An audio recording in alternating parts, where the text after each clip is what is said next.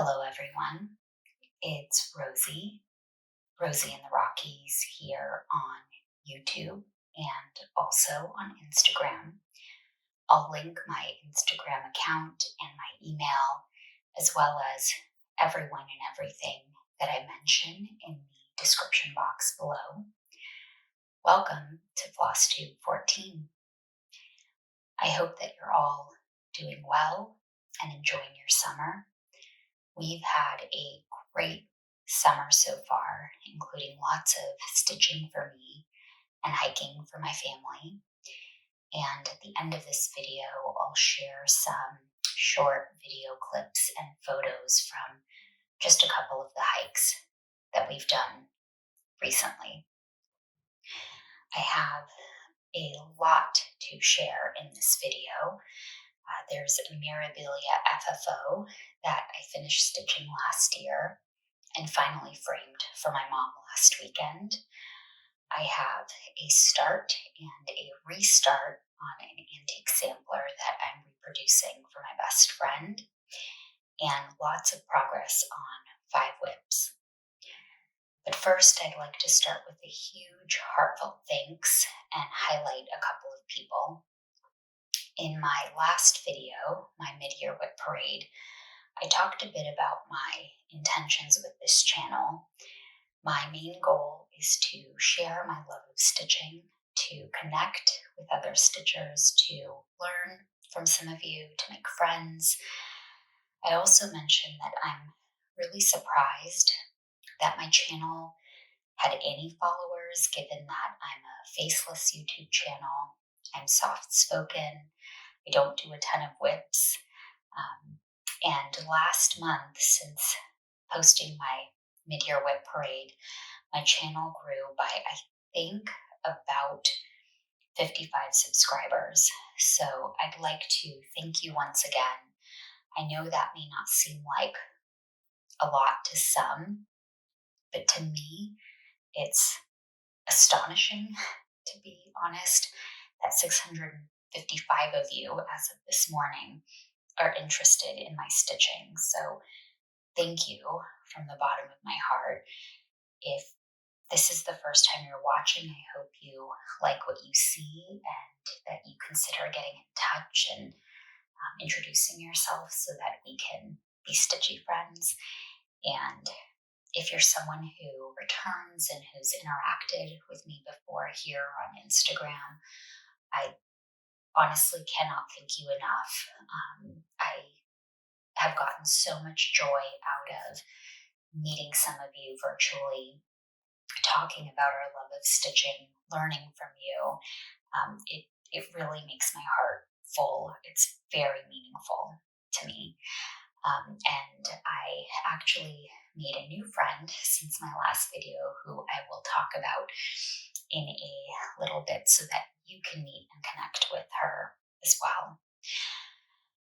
One more announcement about the hashtag Stitching from Stash 2025.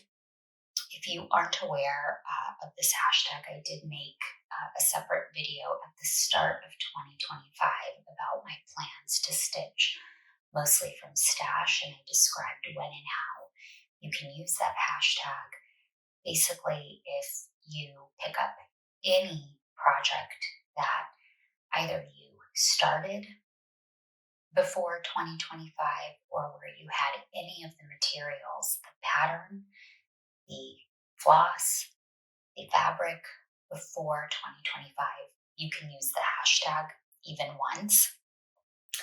The hashtag is still slowly moving along, and there are a few stitchers who consistently use it, so I'd like to do a shout out to them, and again, I will link them below. So first, Carolyn, the Flosstube stitcher here on YouTube and also on Instagram. Carolyn has a wide variety of projects. She does quite a bit of Christmas stitching, but not exclusively. She also does quite a bit of full coverage, but not exclusively. And right now, I think my favorite thing she's working on is a rooftop Santa. But she has so many different kinds of projects, from Mirabilia designs to Hades to a bluey piece she's working on for her granddaughter. If you're not already following her, you might consider it because she's just lovely. Also, Cross Stitch Spain finished a Star Wars piece in February, and I believe is still stitching from stash on some other pieces. Deborah, or Deb Stitches on Instagram, does Nora Corbett and Mirabilia designs, Owl Forest, other sampler and Quaker-like pieces. She also does Hardinger.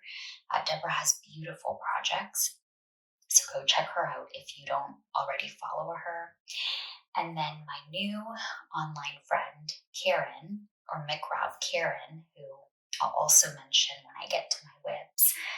Karen does a lot of Hands Across the Sea sampler designs. She stitches, I think, mostly monogamously, and she finishes pieces at the speed of lightning. So she recently finished Sarah Milthorpe by Hands Across the Sea, and she just started another piece for her summer stitch, and I think she may have even finished it by now, but her projects are beautiful. She stitches with a lot of silks, and the photos she posts on Instagram are just gorgeous. Okay, let's get into the stitching. I'll start with an FFO. This is Mirabilia Garden Party, and I stitched this between summer of 2023 and summer of 2024 for my mom. I'll insert a brief video and some photos from when I previously shared the finish on Flosstube. And last weekend, which was just about a year after I finished the piece, my mom and I finally got together without my sons distracting us. I drove down to Denver for just 2 days one night, and we ran around to all of the thrift stores to try and find a frame. And we didn't find anything at any of the thrifts, so we ended up at Michael's. And here are some photos and a very shaky video of the FFO. I am really proud of this piece, including the fact that I framed it myself. Some things that came up during the preparations for framing and framing process. I thought that museum glass wouldn't reflect most glare, but as you can see in this photo, my mom picked literally the sunniest spot in her house, so it was hard to take a photo because the light was reflecting from I think it's like 6 windows in a sliding glass door that face the piece. Trying to iron this piece to get all of the last little folds, wrinkles, natural kind of marks in the linen out was a process. I tried every trick in the book. I tried several different wrinkle release sprays. I put it in the bathroom and created a little steam room or sauna with the shower. I tried a clothing steamer. I tried medium and hot, dry heat, medium and hot steam heat, high, hot dry heat, high, hot steam heat. What eventually worked was my mom pulling both sides and then me steaming and pushing down the iron pretty hard. So some of the beads got a little distorted, and I had to kind of play with them with the needle without undoing the Karen Water Lily silk. But it ended up working okay. I pinned it myself and then laced it just to keep the fabric taut in between the pins. And I did have a hard time with the border on this piece, so there are a few places where the border isn't perfectly straight, but after several attempts and like 3 hours of just really working at it, I got the sides even with each other, the left and right, and the top and bottom mostly even, and we called it a day. We were happy enough. My mom is so happy with this piece, which makes me so happy. And I've said this before when I talked about this piece. If you like fancy ladies, this is a dream stitch. It's not difficult. The pattern's very easy to follow. It has enough color changes to be interesting and keep your attention, but not so many that you're constantly switching out your thread. It is amazing. I love working on it. So, highly recommend it to anyone who likes fancy ladies. All right, let's talk about my new endeavor and new start. And what I'm going to do is insert a photo on the screen of the cover page on Windstitch, and I'll explain why when I talk about it. For Christmas and my birthday, my best friend and my partner colluded with each other and bought me several antiques to reproduce, and then my mom bought me a few more.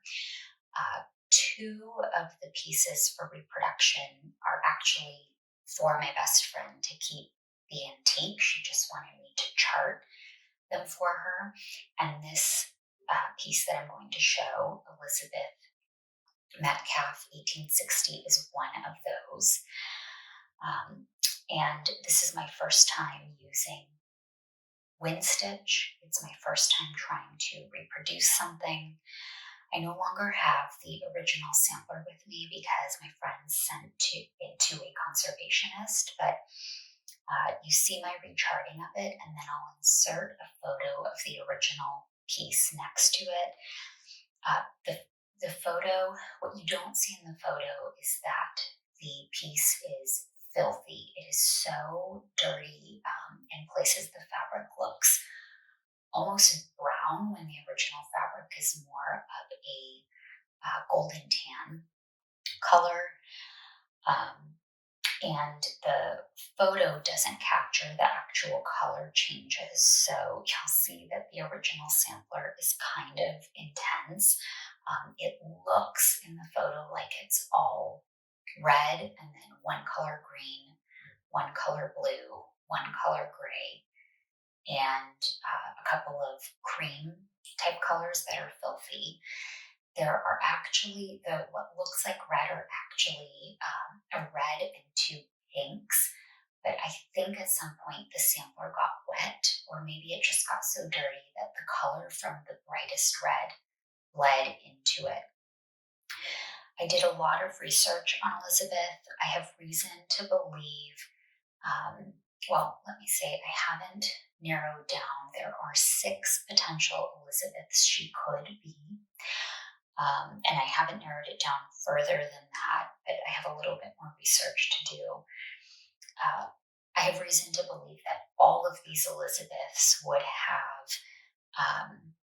been a younger girl and also would have not had any financial means or resources. So, and part of what leads us to believe that is the sampler is stitched on a 26 count, very rough wool. And the threads are cheap and would have been cheap for the time. In the original sampler, the 2 floral motifs in the bottom center above her name that look outlined, those are stitched in a completely different wool that in person you can tell is a completely different texture, completely different color. So we took this piece to there's a textile museum in Denver, and met with a textiles expert who confirmed for us that these were likely added much later, probably in the 1960s or 1970s. And because we didn't want to unpick those, we are not sure if there was something else underneath that maybe somebody was trying to kind of fill in or replace. So when I did the reproduction, what I decided was I was not going to include those 2 outlined flowers at the bottom, and instead I was going to move the birds over a little bit and the outer floral motifs at the bottom, which are original, over a little bit. And I think I'll talk more about Elizabeth and what I'm learning through this process in a different video, because I could talk about her for a very long time. For now, I'll show you that I started her on a piece of R&R espresso, and here is the color palette. I went entirely with Classic Colorworks. So you can see there's a red, a couple of pinks, a medium pink and a very light pink, and then a cream color, and then a couple of greens, the blue, a gray, and a brown. And sorry that my threads are such a mess, but I do put my little pieces back so that I can use them again. And you can probably see that, you can probably notice, because you can't see it, that the lightest pink and the cream colors in the border, you can't see them. And I was not happy with that. Neither was my best friend, who I'm charting this for. So I consulted with my best friend. I also consulted with the very lovely Angie Slowly Crafts here on Flosstube and also on Instagram. And then I went to a stitching shop in Denver to see if I could find a different fabric because I was not happy with this fabric. And Jackie, who usually helps me in my stitching chaos, was on vacation, but another young woman who was there was very helpful.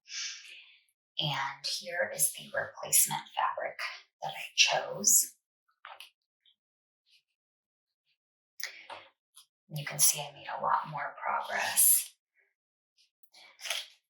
So this is weeks 40 count straw, and you can see the color difference between the two pieces. You can see the light pink, you can see the cream colors. I'll try and fan out the fabrics in a decent way. So here you go.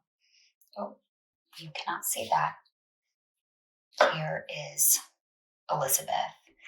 Now, this motif that's here repeats on this side. You can see I just started it. There are two more floral motifs that mirror each other here, and then the pieces at the bottom, and I did get her name in. Her name is Stitch 2/2, and this piece was done in 1860. There are so many things I love about this piece. This piece is so unique and interesting. I've not seen other samplers with this kind of consistent pinwheel floral border, or with floral motifs that look like, I don't know, like this almost looks like a sunflower, but then these look like some kind of watermelon slice or confectionery, like a sugared fruit slice. I think this girl, whoever Elizabeth Metcalfe was, had a very active imagination and was just using what she had available to her at the time, given her resources. And so I really tried to pick a color palette that matched the original, but also kind of gives rise to what I think her vision was after studying the sampler for a very long time. The other thing I will say is Elizabeth made 0 mistakes on this sampler. Her spacing was absolutely perfect. Her stitches were done very cleanly. She did carry her thread, but other than that, I think she might have been a perfectionist. And I have some ideas about her other maybe personality traits or approaches to stitching, but I'll again save those for a different video when I talk about my entire stitching process. 'Cause I could go on and on about this piece for a very long time. What else do I want to tell you about her? I think that is it. So let me know what you think. I know it's an atypical looking sampler in some ways. I think a lot of reproductions balance between the brighter colors and the more muted browns or greens, and this one is very bright, but again, I wanted to make sure I was being true to the original. So let me know what you think. Okay, let's get into the whips. I worked on 5 whips in addition to Elizabeth this month. The first is Manor at Quaker Hill by Brenda Gervais. I am stitching this one with Angie Slowly Crafts. She's stitching Blackbirds, Strawberry Fields, which also has a red house. Manor at Quaker Hill has this little red house right here. My kids think this looks like our house. Our house is a muted red color, and it is on a little hill, and there is a little pond nearby. We have geese, not swans, who come visit. And we don't have fruit trees, but we do have lots of juniper firs in our neighborhood and also in our front and backyards. So Angie and I tend to stitch on this one together each month. This month we did a couple of weekends, and Karen Karen, I'll link her Instagram below, as well as Angie's, joined us with Sarah Milthorpe. Here's what my Manor at Quaker Hill looked like the last time that you saw it. And here is what it looks like now. So I got quite a bit of work on it. I think I worked on it for 6 days total across, maybe 7 days total across 2 weekends plus a couple of days. So I added from this floral motif onward. I believe this piece is new. Now I'm second guessing myself and can't remember. Maybe it's not. Maybe it's not new. Can't remember. This piece is definitely new, and I'll show you a close-up of the straight stitches in the bird's wings in a second. This motif is new, and I brought the grass down and the straight stitches at the bottom and put in this apple tree. I am loving this piece. Let me just show you a close-up. Come on, Rose, of the birds. I hope you can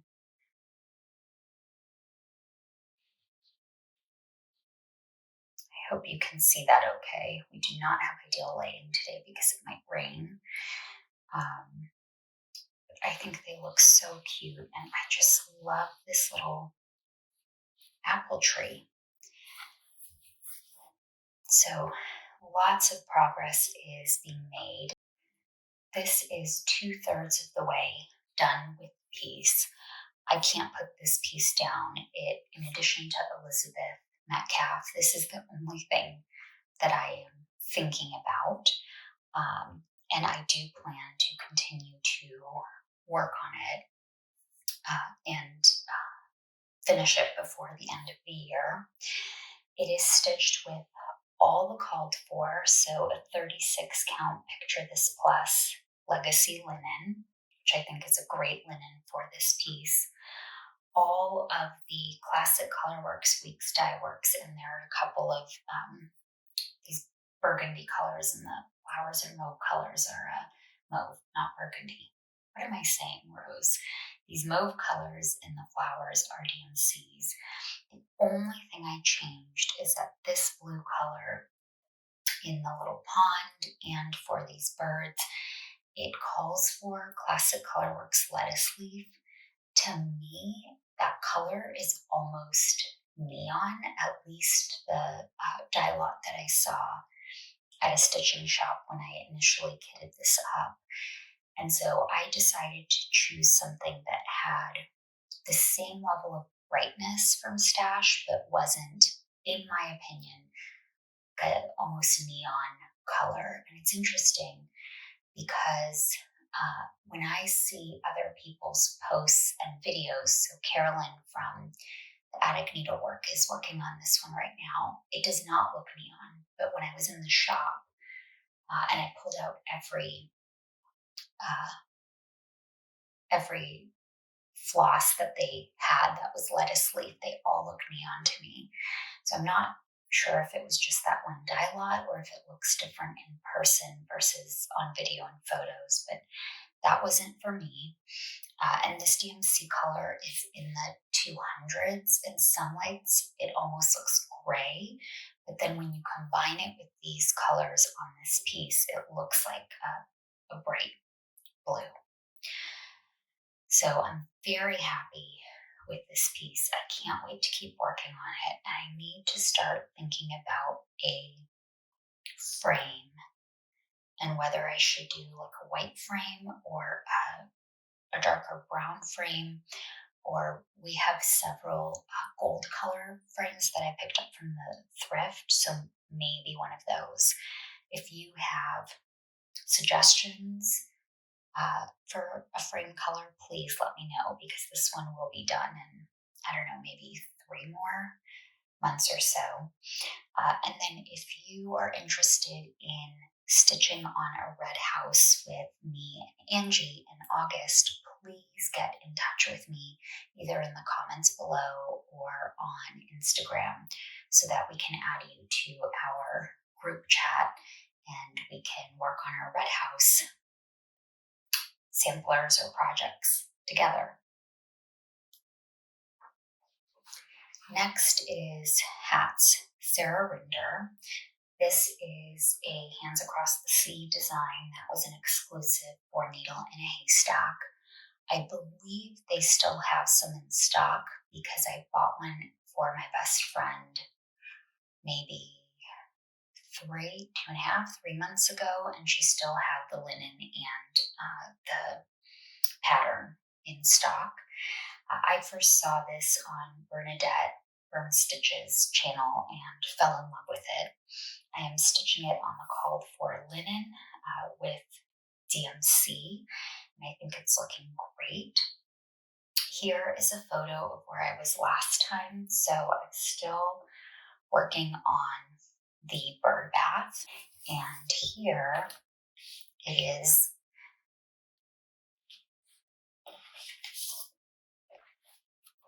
And here it is now. So you can see I finished the bird bath. This part here that's not filled in is this bird here. And then this bird's head drinking water here is this little bird here. So a good amount of progress for 3 days of stitching. This is a very easy chart. I'll show you a close-up in a second. Very few colors, very few color changes, very easy to follow. It feels different to me than the other hats charts I have, which have many more color changes and needing to switch out threads and needing to pay very close attention to the chart. I have definitively decided that I am not going to stitch the border, her name, or the verse, or these other little motifs. I'm going to stick with just the birds and the vines around them, and then it'll be oval, circle, and I'll find it an oval or circular frame for it. And it is a very enjoyable stitch. I'm not sure if I mentioned, this is stitched on 40 count vintage maple sugar by Lakeside Linen. And I'm doing a horrendous job. Let me put it over the booklet. Here is a close-up. So you can see there are very few color changes. Focus.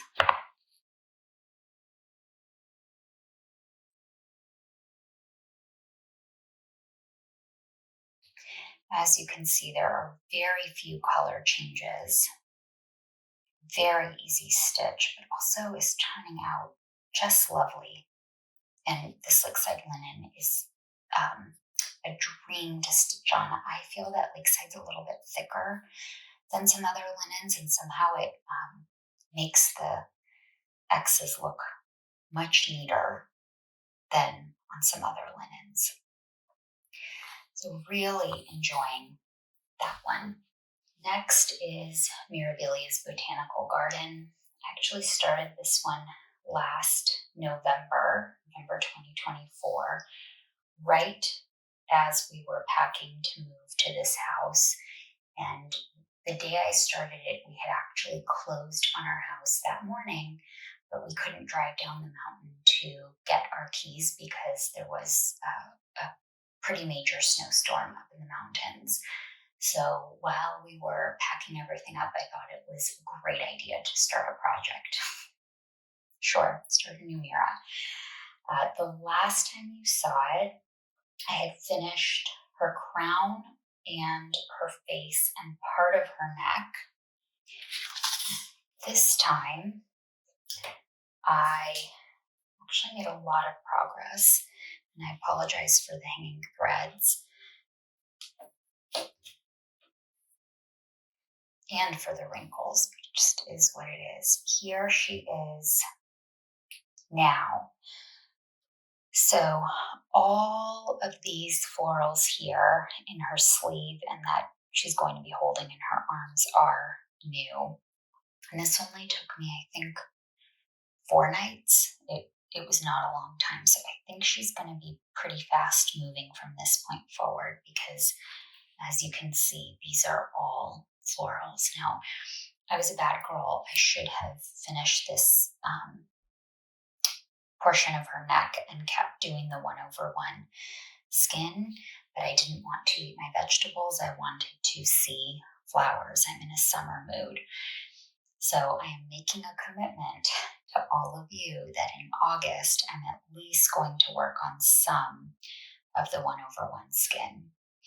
You can also tell, and I'll do a little close-up of her face, that doing the skin and her face 1/1 leads to some inconsistencies. So like here, because of the way the stitches go in her skin, this eyebrow looks wonky. I'm going to have to go back and fill it in after I do the back stitch. I always leave the back stitch and beading for last. But I love this project. I haven't seen others stitch Botanical Garden on greens. I've only seen it on like white, cream colors, and pinks, and it is charted on a pink, or the called for is a pink, and the model's stitched on that pink. I really like this 32 count Capri. I think it gives it more of a whimsical feel and definitely more tropical and botanical. And that is the look that I was going for. I do love it on the creams and pinks. I just wanted something a little different for myself. Right, so hold me accountable. I need to work on her skin in August. Next is Cittlewick Green by Karen Kluba of Rosewood Manor. I fell in love with this piece the second I saw it in a stitching shop. I think it was a needlework market release last year, if I'm correct. I hadn't seen anyone show it on Flosstube then, but I was in a stitching shop in Denver. I picked it up immediately. I found fabric for it in stash immediately, and it was my New Year, New Start for 2025. The last time you saw it, it looked like this. So I had finished the alphabet and finished the bottom portion of the big tree and the motifs on the leftmost side. And here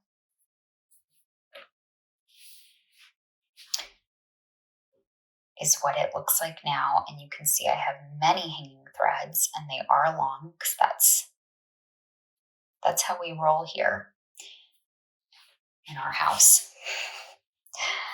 I'll show you a close-up in a second. This is a 40 count Mocha by Weeks Dye Works. I think it's a great fabric for this piece. Things that are new, these little floral motifs. I've started this basket and the flowers in the pot, and grass that's going to go here. This is about to be the walkway to the house, and then all of this bottom border is new. And I have to say, this bottom border is so fun to stitch on. It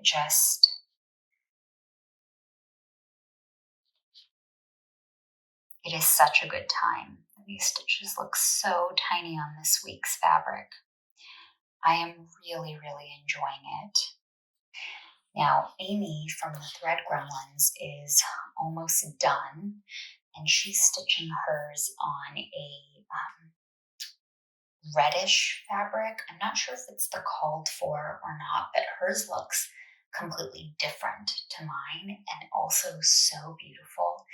And a few other people have been sharing progress on it. Erinn from the Hathaway Stitchers, and it feels like I started before everyone and they're all either done or almost done, and it makes me so jealous because I would like to finish this and get it up on my wall. But it is slow going for me with this piece. I think because of the way the week's linen is, I can't stitch on it for very long. Even in the Q-snap, it's hard for me to see the holes, and I can only kind of look through a magnifier for so long. On my other 40 counts, I don't need to use a magnifier. On this one, I do. So it is slower going. I'm also trying really hard to not make mistakes with this piece. And then this piece also has Smyrna crosses right here, this line. And because I'm trying to make sure my tension is correct, I am going very, very slowly. But stitching is not a race. I'm happy to see other people's progress, and I actually like the jealous feeling and wanting to pick this up and work on it. I don't think it'll be a finish in 2025, but it definitely will be in 2026, and I am loving it. And last but certainly not least is ink circles after the roses. I'll insert a photo of the last time I showed it to you. This is stitched on 32 count sand by Picture This Plus, and I'm using the called for Classic Colorworks. And I had started this one in September of 2024 and just put it down in October, and then I don't know what happened, didn't pick it up again until I think April of this year. So here is what it looks like now.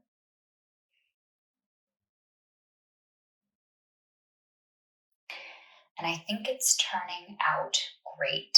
So the parts that are new are this bottom section. This is the bottom corner, this center bottom section, and then I started to work on this portion right here. I think I might even put a few stitches in here. So as you can see, I only have one more quarter of the piece to go. I mentioned in my last video, I'm not sure about this fabric. I've seen several people post on Instagram. Zippy Zacks is one of them. And then A House with Cross Stitch just finished it, and both of them stitched it on what looks like a more cream color, lighter color fabric, and the colors just seem more vibrant.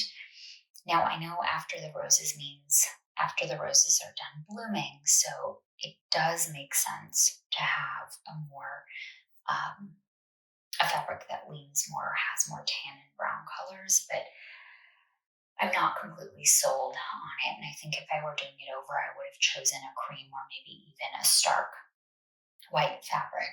Nonetheless, I'm very much enjoying it. I love the variegated colors in the flosses. I also like that the piece is busy enough that if you make a mistake like I did somewhere here, it's okay, even though it's supposed to be perfectly symmetrical, like a mandala, the same on all sides. Because it's so busy, it's going to be hard to tell if you make a mistake. And that made me happy because was it here I made a mistake or here? I can't even remember anymore. But I realized I made it after I was too far gone and decided, you know what, it's a customization, as I typically decide, because I make a lot of mistakes and I'm not interested in visiting with the frog. So that's it. All the stitching I've done in July. I don't have specific plans for August, although the last couple of months, even though my stitching has felt all over the place, working on lots of projects, I have been thinking about stitching more monogamously. And then in the last couple of weeks, I saw videos by Amanda, Lucky Chance Stitcher, Kathryn, Needleberry Stitcher, and then Olga, PNW Stitcher, and each of them commented on stitching more monogamously. So I think I'm going to try to do a semi-monogamous August where I work mostly on my reproduction on Elizabeth, and then I try to work on a project for maybe 5 or 6 days before switching to the next one and see how that feels, because I started as a completely monogamous stitcher. And it was only when I started stitching on linen, I switched from Ada and kits to linen patterns and hand-dyed flosses in mid-2023 when I discovered Flosstube, that I became less monogamous. So I think that's the loose plan. Okay, I think that's all I have to share, except for, since summer is my favorite season in colorful Colorado, I will leave you with some photos and maybe a few video clips of a couple of the hikes we've done this month. If you've made it this far, thank you. Thank you for watching. Please do get in touch below in the comments or on Instagram and tell me what you're working on, where you're from, whether we have any projects in common so that we can be stitchy friends. And I hope that all of you are safe and healthy and find joy and peace in your needlecraft this month. Happy August, everyone.